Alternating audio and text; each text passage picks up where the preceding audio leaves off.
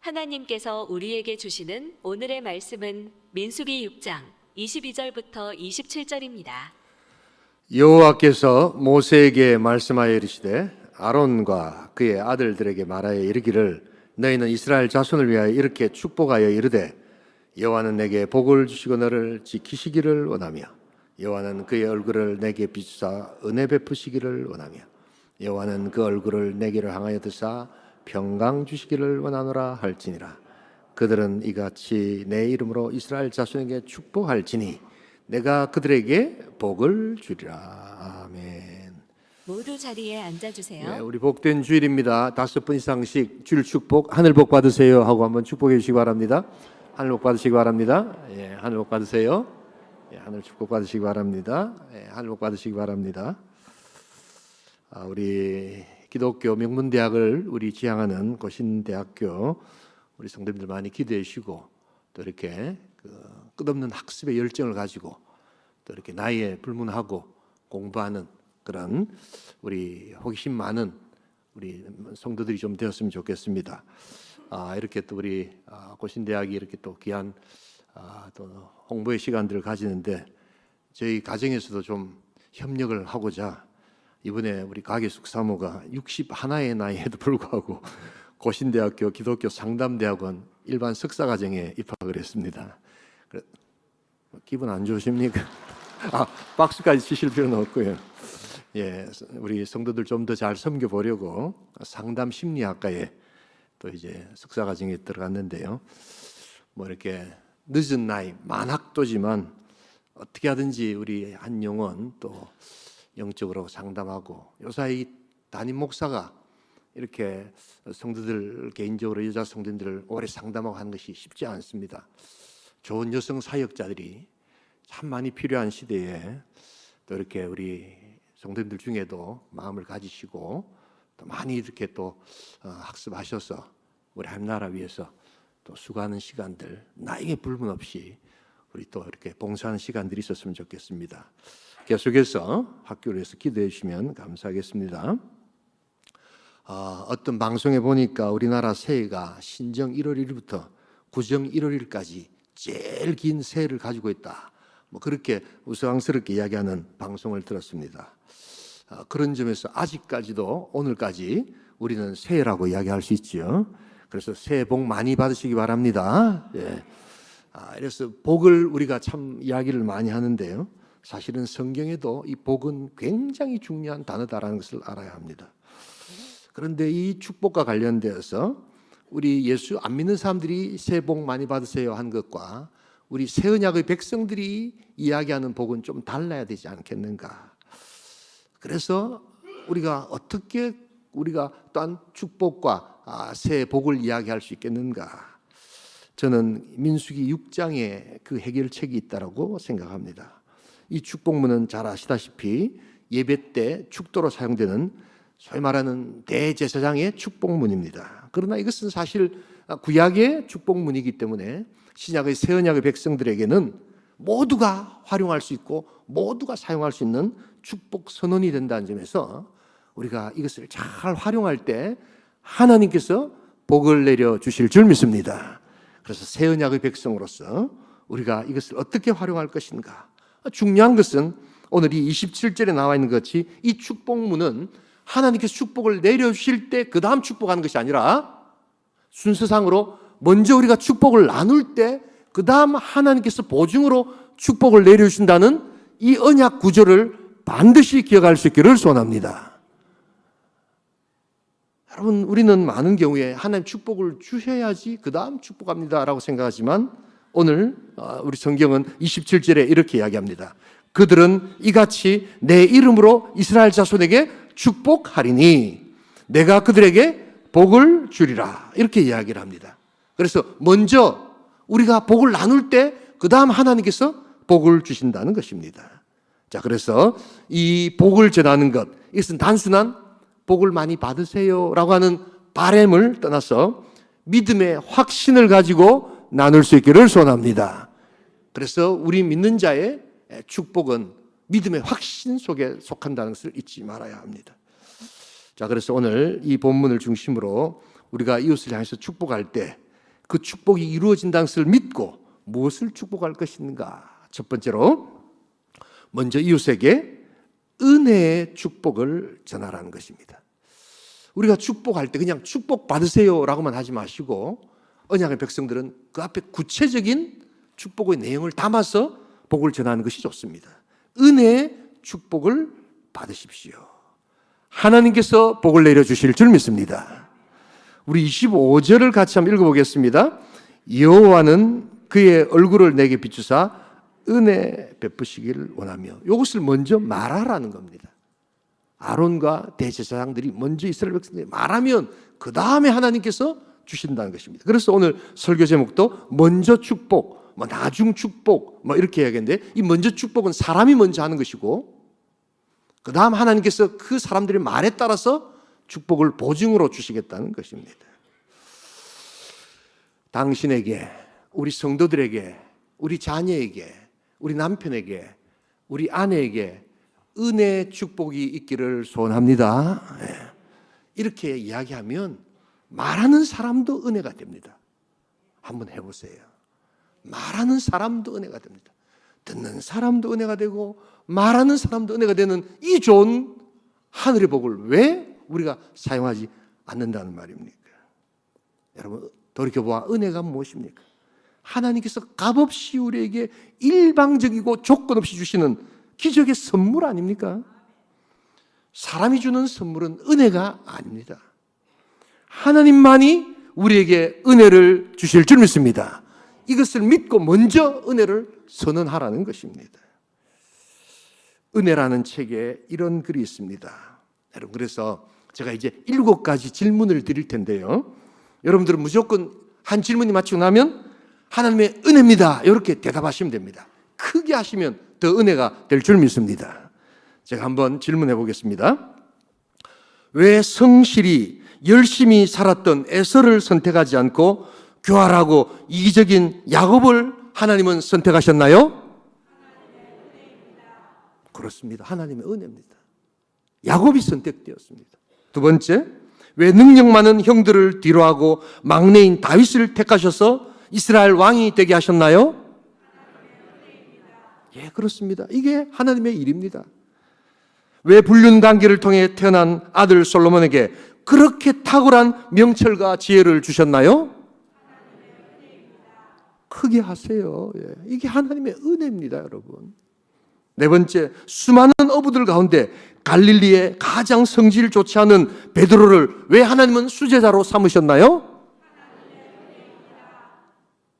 성질 더럽다고 너무 염려하지 마세요. 예. 하나님의 은혜 가운데 바꾸시면 되는 겁니다. 다섯 번째, 왜 예수 믿는 자들을 악하게 핍박했던 사울을 택하여 이방인의 사도로 하나님은 세우셨나요? 여섯 번째, 왜 악한 본성을 가진 이기적이고 여전히 못난 나를 하나님의 언약 백성 온천교회 교인으로 삼으셨나요? 하나님의 은혜입니다, 여러분. 일곱 번째, 마지막입니다. 왜 부족한 믿음을 가진 저에게 이렇게 자꾸 이웃에게 은혜 축복을 선언하라고 하나님은 말씀하시나요? 하나님의 은혜이기 때문입니다. 아이고, 나는 막 부끄럽고 못하고, 그러기 때문에 하나님이 하라고 하는 겁니다. 네가 주는 것이 아니라 내가 주는 것인데 먼저 그것을 선언하라는 것입니다. 먼저 순종의 축복이 있을 때 하나님께서 보증으로 축복하여 주실 줄 믿습니다. 우리가 이 언약의 백성들이 이렇게 축복을 선언하는 겁니다. 여러분들의 가정과 여러분들의 자녀와 여러분들의 모든 생업과 여러분들의 인생 가운데 이 2024년 은혜의 축복이 충만할 수 있기를 주님의 이름으로 축복합니다. 두 번째로 오늘 우리가 무엇을 축복해야 되는가? 첫 번째는 먼저 이웃에게 은혜의 축복을 전하고, 두 번째는 먼저 이웃에게 평강의 축복을 전하라는 것입니다. 우리 26절 같이 한번 읽어보겠습니다. 함께 읽습니다. 여호와는 그 얼굴을 내게로 향하여 드사 평강 주시기를 원하노라. 여러분, 평강을 축복으로 전하십시오. 축복 중에 가장 구체적이고 아주 아름다운 축복이 바로 이 평강의 축복입니다. 말 그대로 샬롬이죠. 들어보셨죠? 평화, 평강. 여기 문자적으로는요, 전쟁이 없는 상태를 뜻합니다. 과거에는 이게 일상이 전쟁이었거든요. 전쟁이 일상이었거든요. 특별히 로마 식민지 지배하에 있었던 예수님 당시에 남자들은 평소에 이렇게 성인 남자들은 거리에 잘 없었습니다. 다 전쟁터에 나가 있었고 또 아내나 이렇게 자식들 많이 남아 있었습니다. 그래서 전쟁이 없다, 전쟁이 끝났다, 이거는 엄청난 기쁨의 소식이었습니다. 샬롬, 전쟁이 끝났습니다. 전쟁이 사라졌습니다. 그래서 이것이 이제 발전되어서 아픔과 갈등이 없는 상태, 육신적으로는 건강한 상태, 물질적으로는 아주 풍족한 상태, 이걸 다 포괄적으로 샬롬의 상태다, 이걸 이야기하는 겁니다. 그래서 하나님께서는 우리 언약 백성에게 이 샬롬을 서로에게 전하라고 이야기하는 겁니다. 그러면 나중에 하나님께서 그것을 보증으로 우리에게 주실 줄 믿습니다. 이렇게 좋은 평강의 축복을 왜 안 전하고 있는 것입니까? 하나님은 그래서 우리에게 먼저 이것을 전하라고 말씀하고 계십니다. 다 그런 건 아닌데 어느 날 갑자기부터 우리 교회 안에 이렇게 축복이라는 단어를 굉장히 신앙적으로 아주 유치하고 수준 낮은 신앙이었던 모습으로 생각하는 사람들이 늘어나기 시작했습니다. 축복을 이야기하면 크리스찬들은 너무 이기적이야. 축복 너무 강조해. 여러분 정말 그럴까요? 인간에게 정말 이 샬롬의 축복이 없어도 여러분들은 살아갈 수 있을까요? 정말 병실에서 까만 밤을 하얗게 지새우며 내일 조직검사 날짜를 기다리며 혹시 암이 아닐까? 혹시 큰 종양은 아닐까? 수술을 앞두고 있는 그런 환자나 그런 가족들을 여러분 경험해보지 않은 사람들한테 축복, 샬롬, 그게 뭐 필요해? 여러분 과연 그럴 수 있을까요? 정말 돈 10만 원이 없어서 너무나도 안타까운 가운데 경제적으로 쪼들리고 힘들어하는 그러한 삶의 현장에서 하나님께서 물질적인 복을 허락하여 주시옵소서라고 그렇게 기도했을 때 하나님 주시는 그 평강의 물질의 축복이 있다면 여러분 그것을 경험해보지 않고 어찌 감히 축복 그런 게 뭐 필요해? 라고 이야기할 수 있을까요?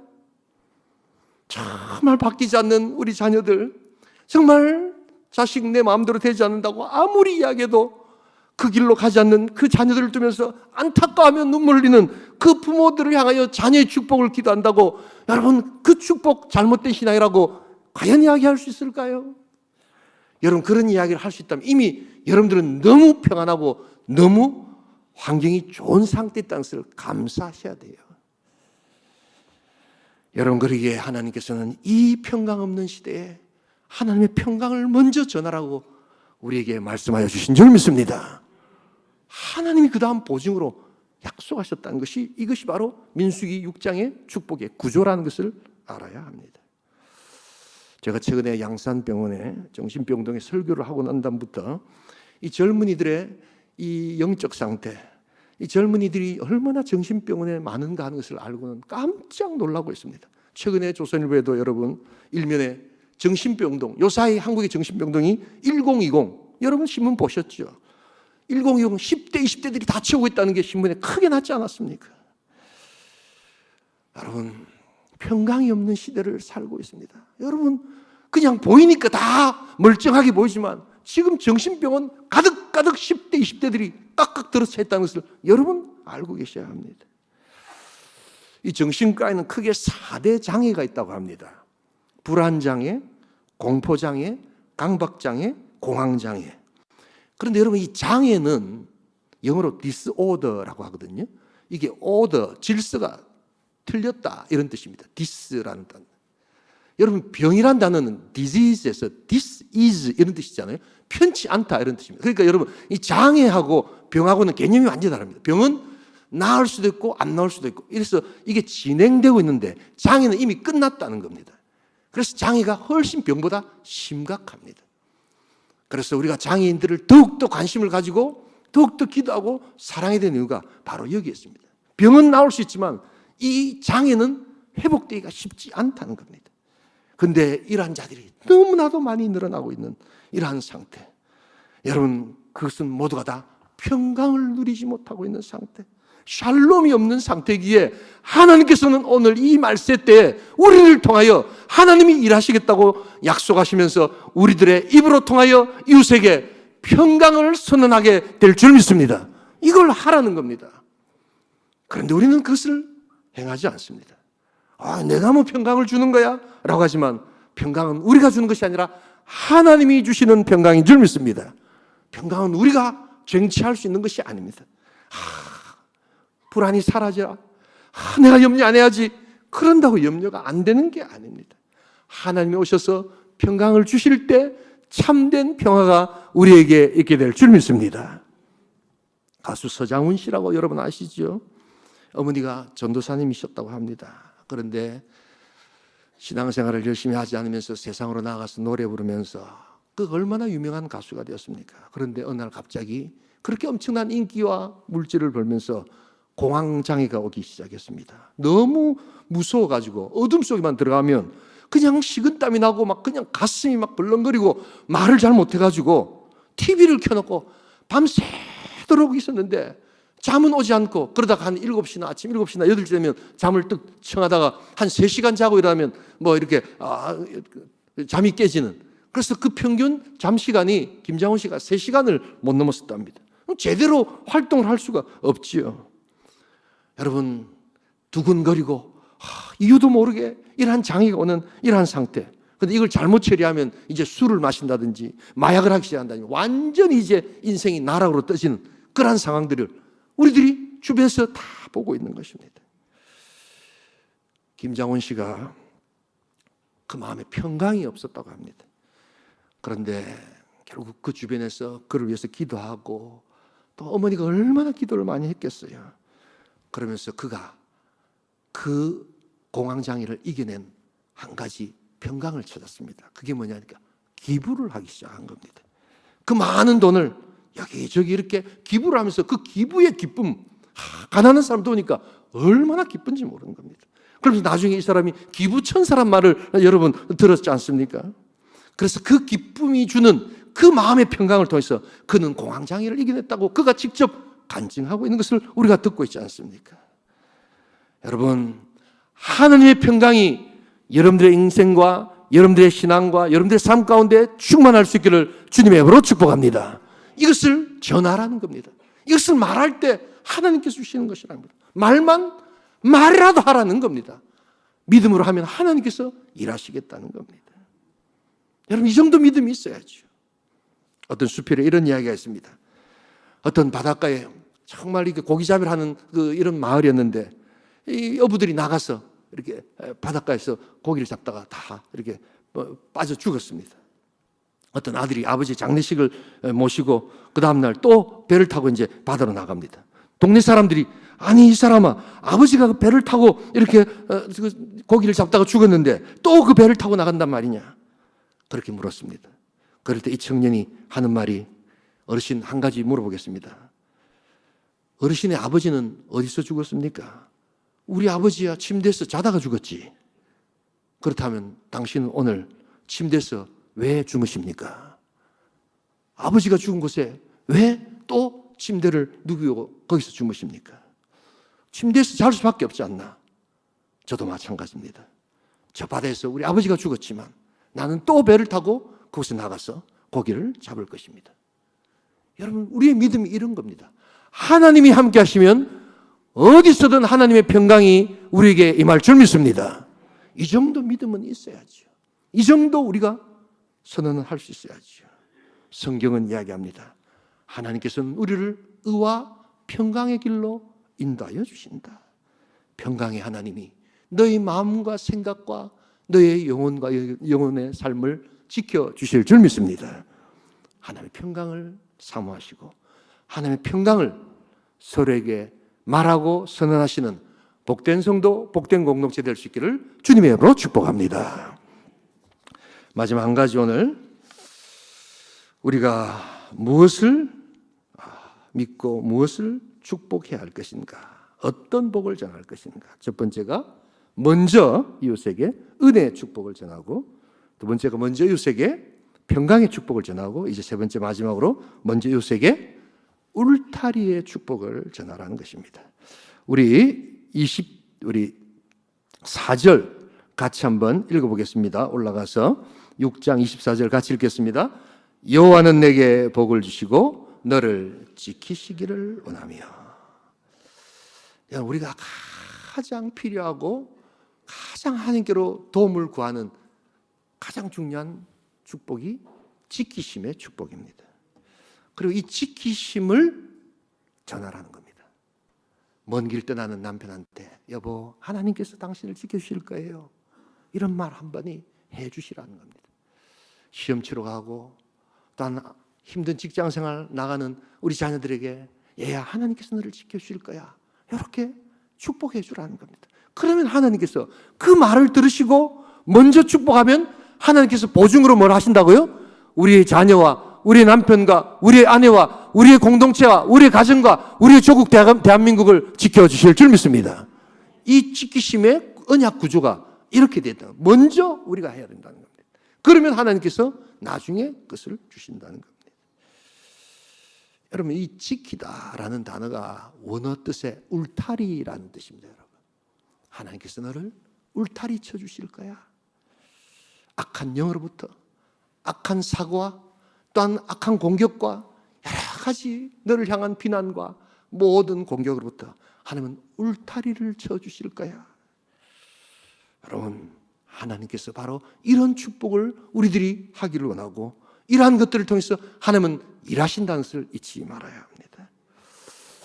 생각해 보면 우리 인생의 가장 큰 축복의 울타리가 이미 우리 주변에 쳐져 있습니다. 바로 예수 그리스도의 울타리인 줄 믿습니다. 여러분 우리 주 예수 그리스도 그분이 이 땅에 오신 이유가 우리를 구원하시기 위해서 오셨잖아요. 또한 우리를 죄의 삶 받게 하시려고 오셨잖아요. 그런데 이것은 구원의 관점이고 이것을 축복의 관점에서 예수께서 왜 이 땅에 오셨는가 라고 누군가가 묻는다면 여러분 성경을 보시면서 이렇게 대답할 수 있어야 합니다. 복 주시기 위해서 오셨다. 그 근거가 어디 있는가? 우리 사도행전 3장 26절 이것은 사도 베드로가 이제 이스라엘 백성들에게 오순절 이렇게 은혜를 받고 첫 설교하면서 했던 마지막 부분입니다. 같이 한번 읽어보겠습니다. 하나님이 그 종을 세워 복 주시려고 너에게 먼저 보내사 너희로 하여금 돌이켜 각각 그 악함을 버리게 하셨느니라. 이게 회개하라는 내용인데 그 앞에 보면 왜 예수님께서 하나님께서 예수님을 이 땅에 보내셨는가? 한마디로 뭐라고 합니까? 복 주시려고 오셨다라고 이야기하는 겁니다. 왜 교인들은 축복합니까? 그것은 성경을 너무나도 모르고 하는 이야기입니다. 우리 주님께서 우리를 복 주시기 위해서 이 악한 죄악과 이 엄청난 사망의 권세 아래서 헤매는 인생들을 복 주시고 구원하시고자 이 땅에 오셨다는 겁니다. 자, 예수님이 이 땅에 오실 때 복 주시려고 했다면 자 이제 예수님이 부활승천하시고 떠나셨잖아요. 그 부활승천이라고 우리는 생각하고 있는데 그 부활승천을 하시면서 구체적인 행동을 하나 하시면서 떠나시는 장면이 있습니다. 어떤 장면인지 한번 또 보십시다. 우리 다 함께 누가복음 24장 50절 51절을 같이 한번 읽어보겠습니다. 예수께서 그들을 데리고 베다니 앞까지 나가사 손을 들어 그들에게 축복하시더니 축복하실 때 그들을 떠나 하늘로 올려지시니. 이게 부활승천할 때 장면입니다. 우리는 많은 경우에 예수님은 부활승천하셨다 이런 정도만 알고 있습니다. 그러나 부활승천하실 때 어떤 모습으로 부활승천하셨을까라고 누군가가 질문한다면 이제 우리 온천 성도들은 뭐라고 대답하셔야 됩니까? 두 손 높이 들어 인생들을 제자들을 축복하시면서 올라가셨다. 이렇게 이야기해야 되는 거예요. 그러니까 예수님의 이 땅에 오심은 복을 주시기 위함이고 예수님이 이 땅을 떠나실 때도 복을 주시면서 떠나셨기에 이 축복의 샌드위치가 우리를 울타리처럼 메고 있는 것이 우리 인생 삶의 능력인 줄 믿습니다.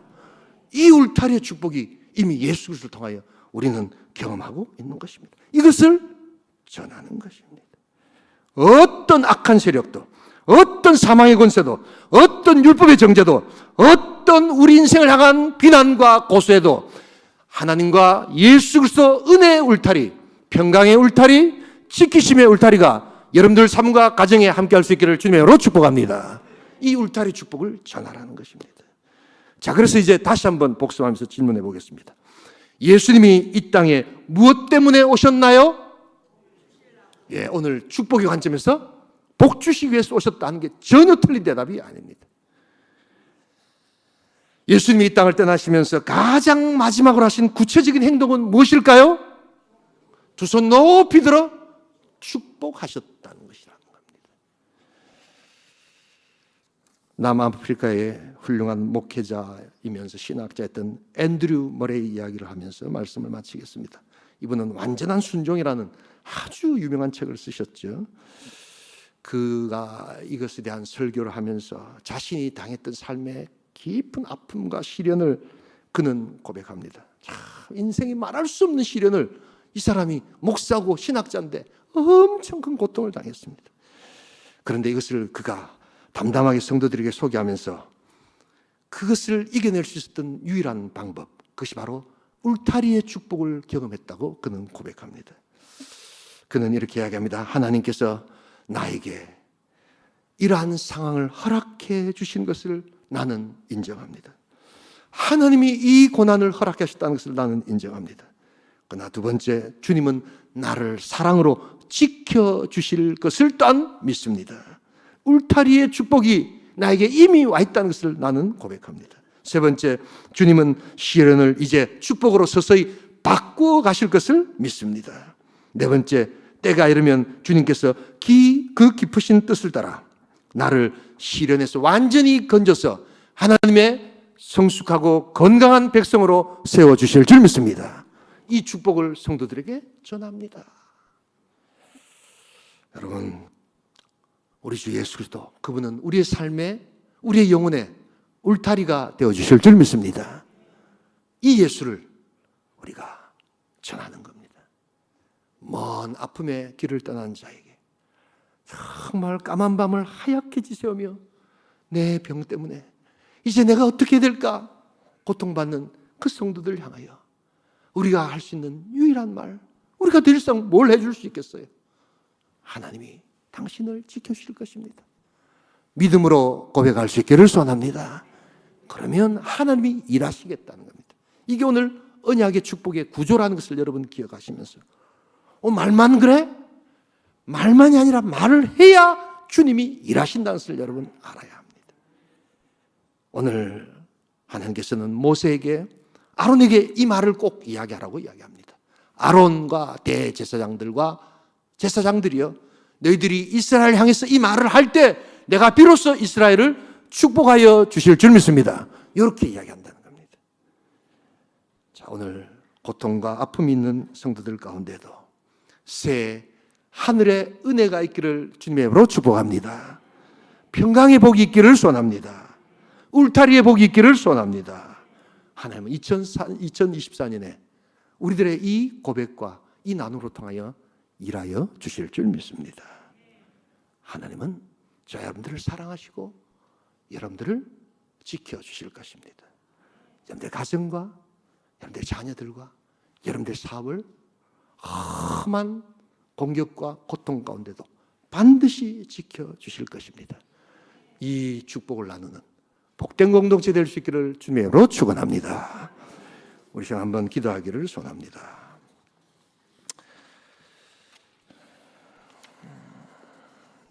여러분, 새해 복을 많이 받기를 소원합니다. 어떤 복을 받기를 원하십니까? 먼저 우리가 축복하면 그대로 이루어지는 보증의 축복이 있다고 성경은 이야기합니다. 성경으로 돌아오십시오. 그리고 믿음으로 이웃에게 먼저 전하십시오. 은혜의 축복이 있기를 원합니다. 평강의 축복이 있기를 원합니다. 울타리의 축복이 있기를 원합니다. 직장 나가는 우리 남편한테 꼭 우리 아내들 이 한마디만 좀 해주세요. 여보, 당신을 하나님께서 꼭 지켜주실 거예요. 또 우리 자녀 키우느라고 고생하신 우리 아내에게 우리 남편들 한마디만 해주세요. 여보, 하나님께서 꼭 당신의 울타리가 되어 주실 거야. 그 말을 들은 하나님께서 너무 감동받으셔서 실제로 일하십니다. 이게 언약 구조입니다. 우리 성경대로 신앙생활을 하기를 소원합니다. 우리 온천교에 속한 모든 성도들 정말 하나님의 울타리의 축복, 지키심의 축복, 평강의 축복 풍성할 수 있기를 소원합니다. 동성으로 기도합니다. 하나님 아버지.